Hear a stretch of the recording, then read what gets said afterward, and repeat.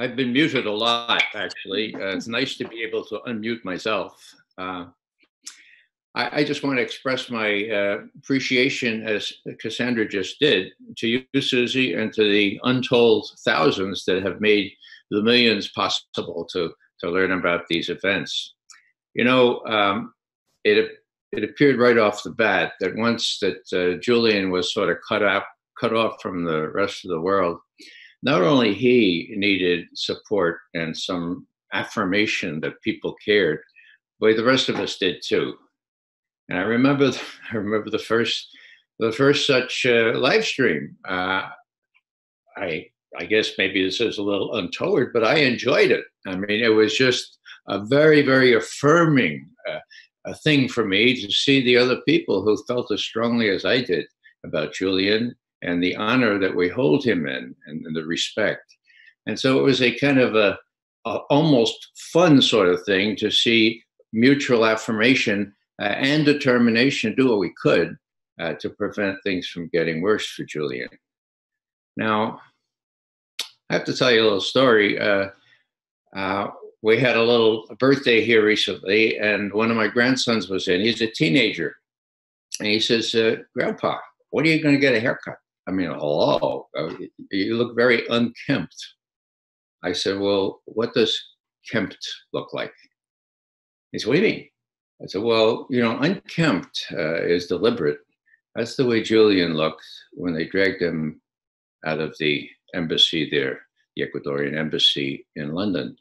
I can't get that photo out of my mind. I really can't. I mean, I've been dragged out of nice places too. But you know, I never showed the effects of having been in virtual solitary confinement for 7 years. So this is my little solidarity show here. It's unkempt, but if something is needed to identify myself with Julian, and it makes me look a little strange, well, that's a very small price to pay to be able to say, when people say, like my grandson, what is it all about? I referred him to my website, and he looked, I said, oh, Grandpa, so, wow, I knew about Julian, somebody, wow, they did that to him? Why? And then, of course, the education starts. So, you know, it's one of those things that is really important to do. Solidarity, not only with Julian, but with one another. And just the faces I see on the screen here, and Susie's, who's got her little picture up there, it makes me feel like I'm not alone, and I'm not crazy, and that there is hope. And I like the way Suzie presented the notion that there is hope, and that it's going to come out all right if we all put our backs into it. Now, I have a question about Belmarsh prison. I hope to be over in that neck of the woods sometime soon. Well, maybe there's another time to raise this, but I really would like to see if there were visiting privileges and whether I could pay another visit to Julian. So maybe we can just discuss that later. What else? Well, again, just thank you to all. Thank you for the faithfulness. I see people that I've seen regularly on these vigils and on these live streams. And I know that Julian is aware of it. And those people who get to see Julian, like Cassandra and others, I hope they're carrying the message that, you know, thanks to people like us, or people like Suzie, we're carrying on, and not in a desperate kind of way, not in a hopeless kind of way, but in a joyful solidarity, supportive kind of way. And I probably talked too much now, but now I will mute myself. I just wanted to comment here. We have in the US, and I'm sure it's known abroad, an expression, and nevertheless, she persisted. This was one of our Southern senators talking about a bold, courageous woman who was speaking up, and he told her to stop, and nevertheless, she persisted. Well, that's what you all have done. That's what you've done, Suzie, and all the array of people have been on here.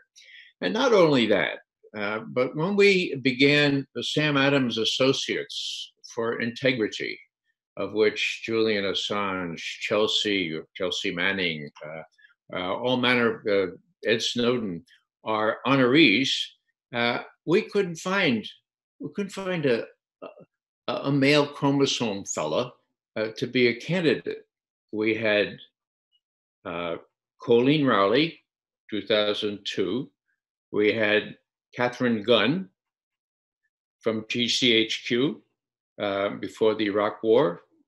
And then we had Sibel Edmonds. And finally, Craig Murray came into prominence.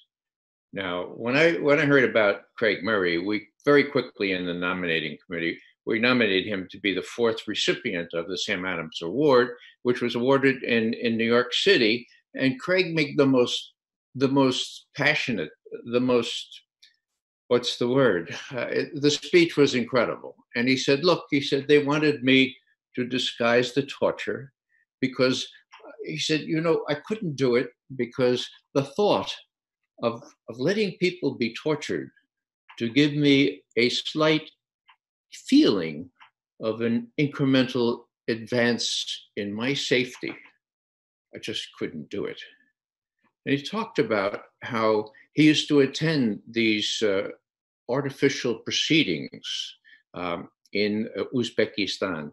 The court proceedings where little people were brought up who had been tortured under instruction of the local service and the CIA folks into admitting that they were terrorists or linked with Al Qaeda and all. And so he got a name for himself. And he said people knew who he was and what he was concerned about. And lo and behold, over the transom of his office in the British Embassy came a packet of photographs. They were gruesome. The note said, I am the mother of this person who was boiled in oil. They didn't know I have these pictures because they told me to stay upstairs. They had nowhere to put the body after this happened. So they put him on the kitchen table. I said, don't ever come down. Well, I came down and I took these pictures and I want you to know what they're doing.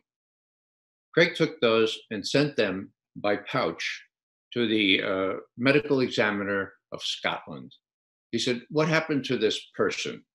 The answer came back 2 weeks later. This person was boiled in oil, alive. So Craig thought that was important, and he told his colleagues in the foreign office. His colleagues said, well, did we British do this? And he said, well, no, it was the Uzbeks under the tutelage of the CIA. Well, if we British didn't do that, forget about it. Don't report that kind of thing. We're not involved. And Craig just would not quit. Nevertheless, even though he was a male, he persisted, okay? Now, that's really important because Craig is the kind of person who was an ambassador. He was the youngest ambassador in the British Foreign Service. He was on his way up in a fair system. He would be foreign minister now. What is he now? Well, he's an outspoken advocate for truth. Not only in New York when he received the prize, but as you know, he's been a staunch supporter of Julian, to the point where during one actually, was that John? It was John Kiriako's award for the Sam Adams Award in 3 years ago.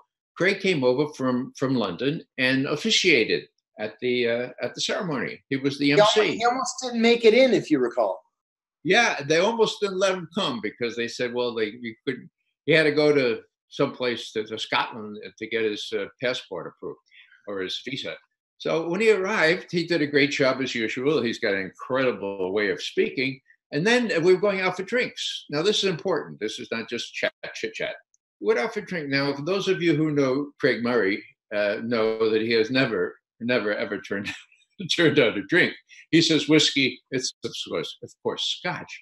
We said, come on, Craig. And he said, no, I'll see you later. Well, we went off and we never saw Craig again. And now we know, because he told us, that he went over that American University little knoll and met somebody connected with whoever it was that gave the thumb drive of the DNC and the Podesta emails to Julian Assange. So Craig knows this stuff. he's willing to talk about it. And lo and behold, when they ran this complete, thorough investigation, Mr. What's his name, Robert Mueller, he forgot to interview Julian. He forgot to interview Craig Murray.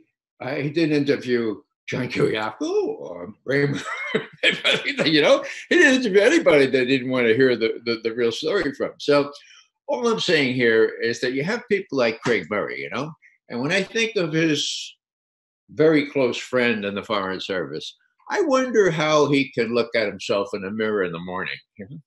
Because I know for sure how Craig Murray can look at himself in the mirror and take the blows that come of losing that status. Last thing I'll say is that when he came to speak after this was an earlier Sam Adams Award ceremony, came to speak, he was a little late, and he confided to the audience that he had dinner and some drinks at a restaurant overseeing the White House.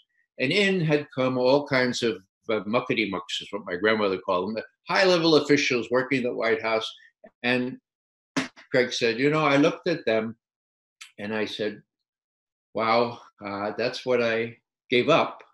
These are people with power, with influence, and format, as the Germans say. And, you know, it was painful, but I wouldn't change it. I wouldn't change a thing.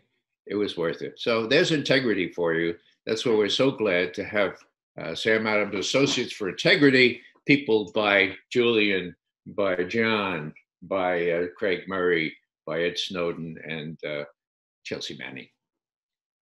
Your group, Ray, Veterans Intelligence Professionals for Sanity, is amazing. And the work that you have done is so important in showing solidarity to other whistleblowers and giving them a community and making them not feel alone, but also in providing that voice of sanity and that voice of integrity to the public record on some really dangerous geopolitical developments and issues that have cropped up year in and year out. And you have collectively an amazing record to be proud of. And I reference you and some of your work in the follow-up to, it's now part 2 of Freeing Julian Assange, which I intend to hit publish on when we close off this vigil today. And I know that you and I have a little bit more to say about that later on. But I'm being inundated right now with messages of support from other participants from Unity4J. I'm going to have to leave right now, but I will say that an hour ago you sent me an advanced copy of part 2. And all I can say is this is an investigative journalist of the caliber of Robert Perry, for example, John Kiriakou. I mean, I just wish, Suzie, that way back in the day, when I was head of the Soviet Foreign Policy Branch, that you were old enough to work for me. She's done an incredible job on part 2, and it's very, very relevant and to WikiLeaks and all what's going on now. And it's a big, big gift to the rest of us, because now we know that this British-US nexus, where they're trying to get Julian and make sure that people thought he was a Soviet or Russian stooge, that started not in 2016, but in 2009, okay? And Suzie documents that. So I'm sorry I have to leave now, but I want to leave you with that message. When Suzie pushes the send button, the first thing you want to do is read part 2 of her magnum opus. Thanks very much.